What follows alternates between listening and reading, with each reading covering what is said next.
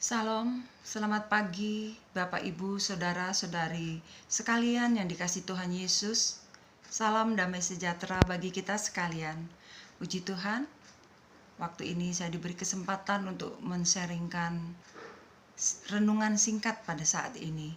Mari kita sama-sama belajar. Saya juga belajar. Mari saya undang kita buka Alkitab kita di Mazmur pasalnya yang ke-56 ayat 1 sampai ke-5. Mazmur pasalnya yang ke-56 ayat 1 sampai ke-5. Saya akan bacakan. Perikopnya adalah kepercayaan kepada Allah dalam kesusahan. Untuk pemimpin biduan menurut lagu merpati di pohon-pohon tarbantin yang jauh, Miktam dari Daud ketika orang Filistin menangkap dia di Gat. Kasihanilah aku ya Allah, sebab orang-orang menginjak-injak aku. Sepanjang hari orang memerangi dan mengimpit aku. Seteru-seteruku menginjak-injak aku sepanjang hari. Bahkan banyak orang yang memerangi aku dengan sombong. Waktu aku takut, aku ini percaya kepadamu. Kepada Allah yang firman-Nya kupuji. Kepada Allah aku percaya, aku tidak takut. Apakah yang dapat dilakukan manusia terhadap aku? Saudara-saudari bisa baca ya pasal ini sampai habis di rumah masing-masing. Saya bacakan cuma ayat yang ke-1 sampai ke-5 saja. Pasal 56 ini menceritakan ketika keberadaan Daud di Gat di tanah Filistin, di mana ia ditangkap orang di sana. Kita tahu bahwa Daud sedang melarikan diri dari Raja Saul, karena Raja Saul begitu bernafsu mencelakai Daud, ya, karena ia merasa tersaingi oleh Daud. Rakyat mengeluh-elukan Daud. Daud berhasil mengalahkan berlaksa-laksa, sedangkan Raja Saul cuma beribu-ribu. Itu yang menyebabkan Raja Saul merasa tersaingi, ya. Mungkin juga ada rasa khawatir, cemas, takut kalau rakyat lebih mencintai Daud, takut kalau Daud nanti mengambil alih posisinya, ya, bisa saja. Maka Saul begitu ingin mencelakai Daud, dan Daud lari. Akhirnya dia lari ke Filistin. Tapi orang Filistin juga, pegawai-pegawai Raja Akis juga mengenali dia, karena Daud juga tokoh pahlawan Israel yang tentunya terkenal. Nah itu, tapi kita bukan membahas ini. Saya mau mengajak kita sama-sama belajar bagaimana sikap Daud di saat ia mengalami ketakutan di Filistin itu. Kita lihat di ayat kedua. Kasihanilah aku ya Allah, sebab orang-orang menginjak-injak aku. Sepanjang hari orang memerangi aku dan mengimpit aku. Seteru-seteruku menginjak-injak aku sepanjang hari. Bahkan banyak orang yang memerangi aku dengan sombong. Kalau kita lihat di ayat 6-nya lagi, sepanjang hari mereka mengacaukan perkaraku. 7 juga, mereka mau menyerbu, mereka mengintip, mengamat-amati langkahku. Jadi seolah-olah tidak ada celah, tidak ada ruang bagi Daud untuk dia merasa aman, merasa tenang, merasa aman. Dia merasa nyawanya seperti telur di ujung tanduk. Dia merasa seolah-olah seperti singa yang setiap saat siap menerkam dia. Kita bisa bayangkan bagaimana rasa takutnya dia, begitu mencekam. Tapi di ayat 2, kasihanilah aku ya Allah, sebab orang-orang menginjak-injak aku. Dia berdoa kepada Tuhan. Dia lapor kepada Tuhan. Ya, kita lapor kepada Tuhan, itu sama kita berdoa. Kita mengadu kepada Tuhan. Filipi 4 ayat 6 mengajarkan kita, janganlah hendak kamu khawatir terhadap apapun juga. Tapi nyatakanlah segala hal keinginanmu dalam doa dan permohonan dengan ucapan syukur kepada Kristus Yesus. Jadi kita diajarkan jangan khawatir terhadap apapun juga, tanpa pengecualian, terhadap apapun yang kita alami saat ini.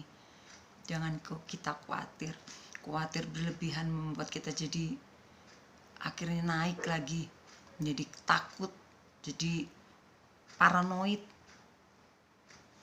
bisa membuat kita stres. Tapi Tuhan katakan jangan kita khawatir, nyatakan kepada Tuhan dalam doa segala keinginanmu dalam doa dan permohonan. Daud nyatakan semua keinginannya, lapor dia bagaimana apa yang dia alami, apa yang dia inginkan Tuhan membalaskan, ketidakadilan apa yang dia alami.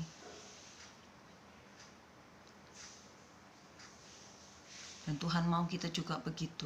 Kita tidak khawatir, tapi kita curahkan kepada Tuhan, pemilik hidup kita, penguasa hidup kita.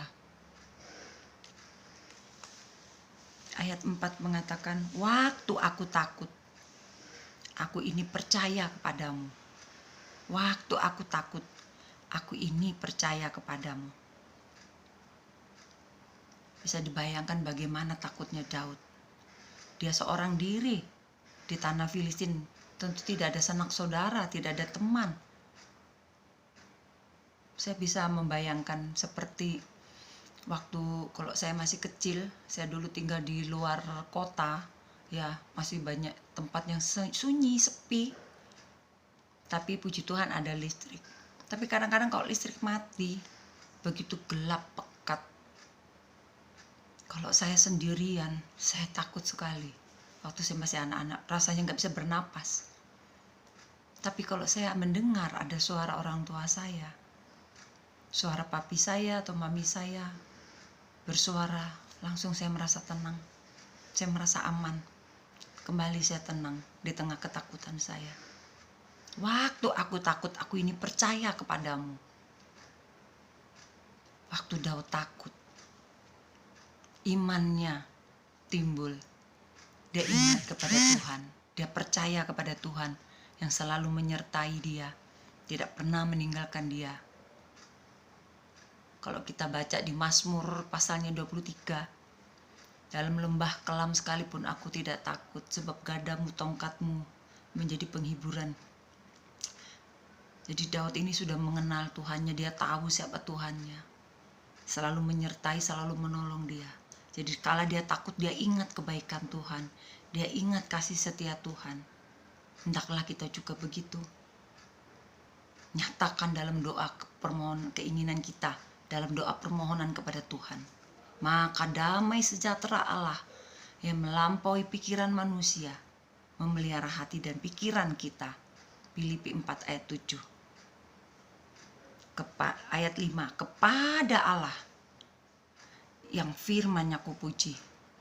Kepada Allah aku percaya. Aku tidak takut. Apakah yang dapat dilakukan manusia terhadap aku? Jadi pada saat dia takut, dia percaya kepada Allah, imannya percaya bahwa Tuhan ada menyertai dia. Dia puji firman-Nya.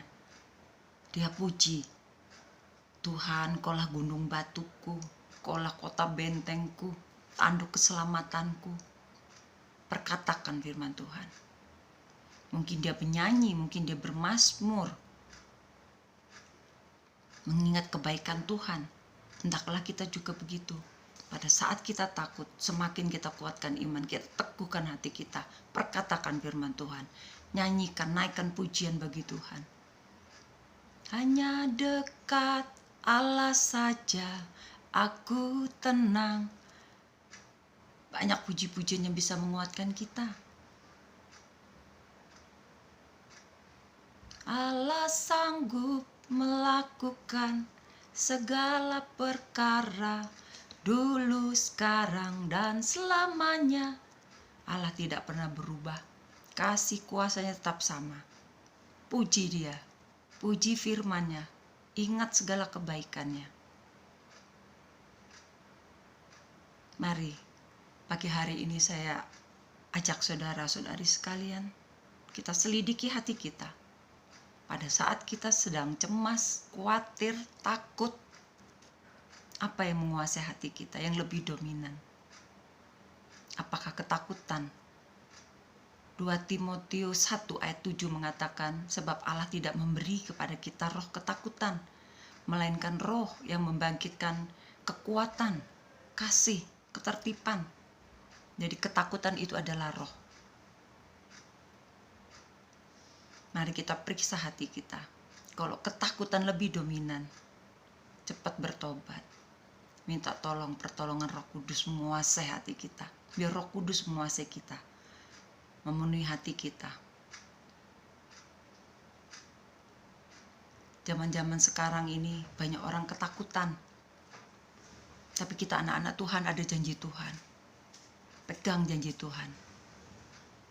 Ketakutan membuat kita lemah. Ketakutan juga bisa membuat kita, orang bisa jadi nekat, bertindak di luar akal pikiran. Saat-saat ini kita butuh imun yang tinggi. Tapi kalau kita dikuasai kecemasan, kekhawatiran, ketakutan, membuat imun kita menjadi lemah.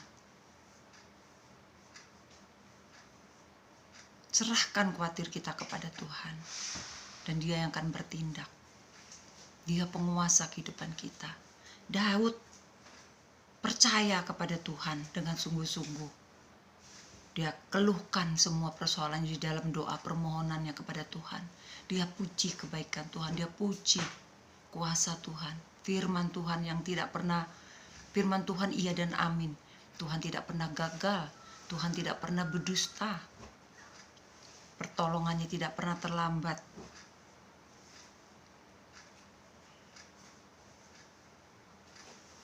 Kadang Tuhan izinkan kita masuk dalam persoalan, masuk dalam lembah kekelaman, tapi kita jangan takut, sebab di situ Tuhan ada. Ini satu pengalaman yang pernah saya alami. Saya pernah mengalami satu hal yang begitu menakutkan menurut saya. Tidak ada lagi siapapun yang bisa menolong saya, jauh dari mana-mana. Waktu itu saya tinggal di pedalaman, jauh dari mana-mana. Tidak ada siapapun yang bisa saya harapkan. Saya lari di bawah kaki Tuhan. Saya berdoa, saya menangis. Saya keluhkan apa yang saya alami. Saya ceritakan kepada Tuhan. Saya tidak kuat lagi, saya bilang sama Tuhan. Kenapa? Kok sampai begini? Saya tidak marah. Cuma saya mengeluh. Mengutarakan isi hati saya, tolong. Supaya jangan sampai saya sangat ketakutan. Saya minta tolong Tuhan, kasih jalan keluar, kasih pertolongan bagi saya. Pada saat itu, di saat titik terendah, saya tidak tahu apa. Di situ pertama kali saya boleh mendengar suara Tuhan, audible. Tuhan menjawab apa yang saya utarakan, dan Tuhan menjawab saya, dan luar biasa. Tuhan betul-betul turut bekerja di dalam segala sesuatu untuk mendatangkan kebaikan pada kita yang mengasihinya. Bukan pada saat itu iman saya sudah dewasa, iman saya tinggi, hebat, bukan. Tapi itu karena karunia Tuhan. Pikir saya kalau saya sudah berdoa, saya sudah mengadu sudah kepada Tuhan, hati saya sudah tenang. Tuhan sudah mendengar.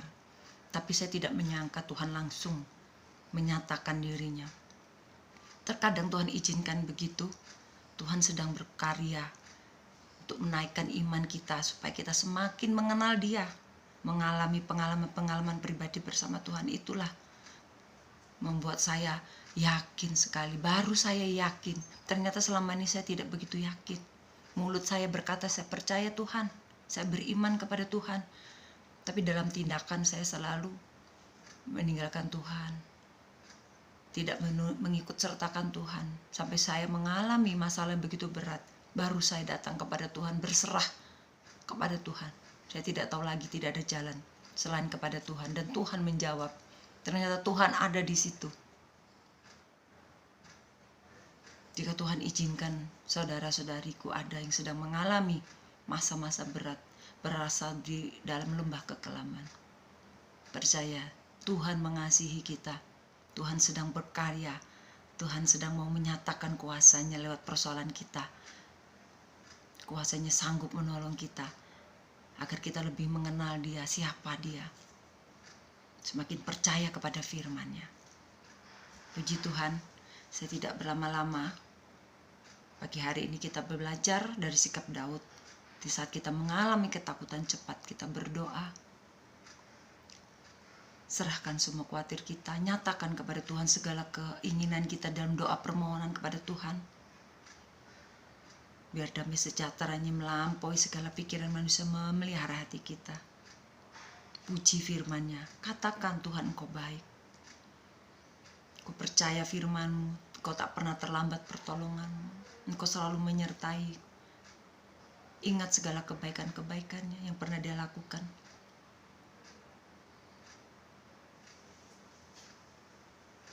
Terima kasih buat waktu kesempatan yang diberikan.